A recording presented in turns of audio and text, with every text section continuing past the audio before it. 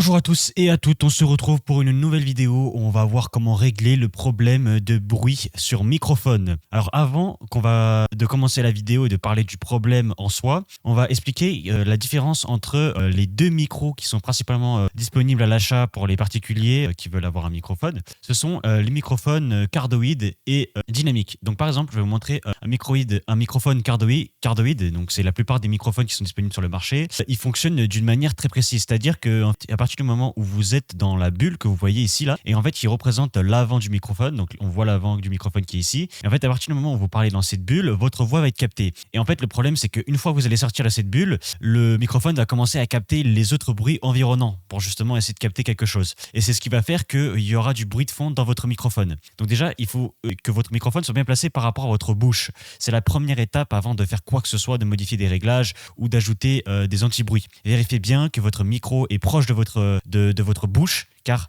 comme vous pouvez le voir sur le petit schéma, le rond il n'est pas énorme. Et puis surtout, plus il est grand et plus il va capter des choses parasites comme des bruits de fond ou des clics de souris. Donc plus votre voix est proche et moins il y aura bruit de fond. Après, c'est à vous de régler le gain en fonction pour pas que le bruit soit saturé. Sinon, vous avez un autre type de microphone que peu de gens ont et qui est beaucoup plus adapté pour la voix et qui capte beaucoup moins le bruit de fond. Ce sont les microphones dynamiques qui ressemblent un petit peu à ça, que vous avez déjà pu voir sur scène. Et c'est pas pour rien qu'on utilise ces microphones sur scène, c'est parce que justement ce sont des micros dynamiques qui sont spécialisés pour le chant et le discours, qui captent uniquement la voix de l'utilisateur de ce micro. Et vous pouvez connaître ce micro-là d'une autre forme et qui est très connu, c'est le micro Shure SM7B. C'est un micro dynamique qui lui, alors voilà, au lieu de parler par exemple ici, par exemple pour un micro cardioïde statique, vous pouvez parler, vous allez parler devant comme ça, et ce sera ici qu'il faudra parler et très près toujours du micro, ça change rien. Et voilà. Donc si vous êtes déjà dans des bonnes configurations, votre voix est parfaite, mais vous avez quand même du bruit de fond.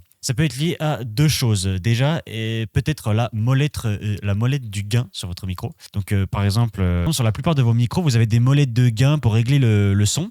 Et plus la molette de gain sera basse, plus le son va capter de moins en moins le bruit de fond. Et bien sûr, il faut bien modifier le gain. Pas autre chose, parce que par exemple on a d'autres fonctionnalités sur des micros qui permettent par exemple carrément de modifier le pattern. Si vous pouvez modifier le pattern, n'hésitez pas à mettre ce pattern là, celui-là qui capte plus la voix. Voilà. Sinon, si vous avez une carte son, là c'est complètement différent. Ça, c'est par exemple la carte son la plus connue, la Focusrite. Si vous avez une carte son avec un câble XLR que vous branchez comme ça, soit à l'avant, soit à l'arrière, vous avez des molettes de gain que vous pouvez gérer. Alors celle-ci, c'est super important de trouver le gain qui correspond vraiment au son et au volume que vous voulez avoir pour avoir le bon gain. C'est très simple, il vous suffit de vous rendre dans un logiciel comme par exemple OBS avec lequel j'enregistre actuellement. Vous allez vérifier ce petite barre ici, vous allez voir ici c'est marqué microphone, et pendant que vous allez parler ça va bouger forcément parce que ça veut dire que ça capte du son. Et l'idéal justement c'est quand vous parlez, c'est que ça ne va jamais dans le rouge mais ça ne reste pas dans le vert. En gros ça va dans la zone jaune,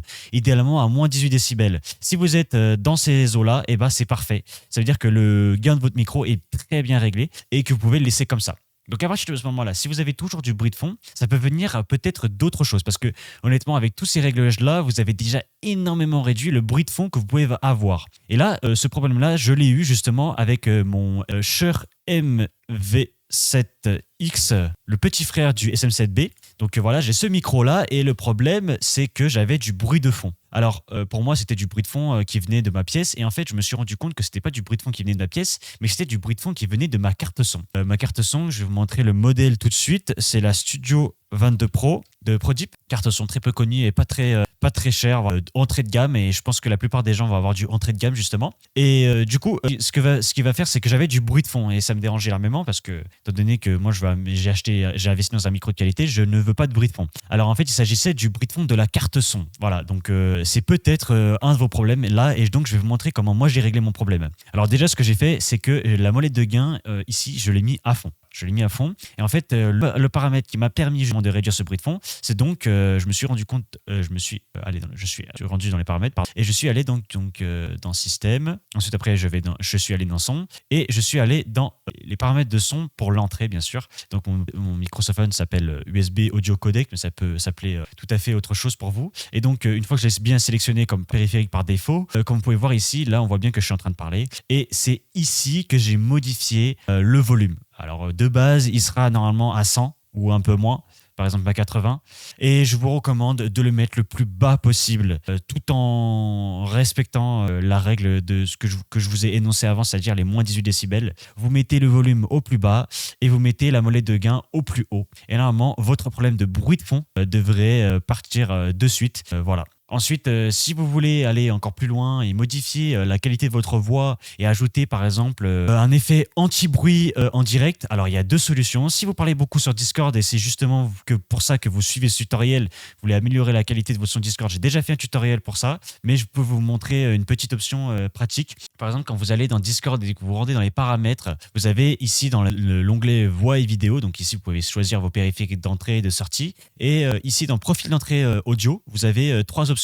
C'est-à-dire que vous avez isolement de la voix, donc Discord va appliquer un filtre, différents filtres pour améliorer votre voix. Si vous avez un micro de très basse qualité, vraiment entrée de gamme, vous savez que le son est pas ouf, je vous recommande de mettre isolement de la voix. Ça va vraiment améliorer la qualité de votre voix. Si par contre vous avez déjà suivi mon ancien tutoriel et que vous avez appliqué des filtres, je vous recommande vivement de mettre Studio et faire en sorte que Discord ne rajoute pas des filtres supplémentaires parce que ça va être juste crade, quoi. Ça va être crade. Vous avez déjà mis des filtres et si Discord en rajoute par-dessus, ça va super mal rendre. Et sinon, vous pouvez mettre en mode personnalisé, mode avancé, ou vous pouvez cliquer sur les différents boutons. Moi, je vous recommande pas ça. On ne sait pas où ils sont les boutons, donc ne les utilisez pas. À part ça, sinon, je vous recommande d'aller voir mon tutoriel parce que je vais vous montrer comment appliquer des filtres en direct sur votre microphone avec suppression de bruit, un EQ, un compresseur et un limiteur qui vous donne une qualité de son non négligeable et qui va grandement améliorer la qualité de votre microphone parce que voilà. Et voilà, et ben, si vous avez réglé votre problème, j'espère que ça vous a aidé. Si jamais vous avez encore des problèmes avec votre bruit, n'hésitez pas à écrire un commentaire, j'essaierai de vous aider dans la mesure du possible. Voilà.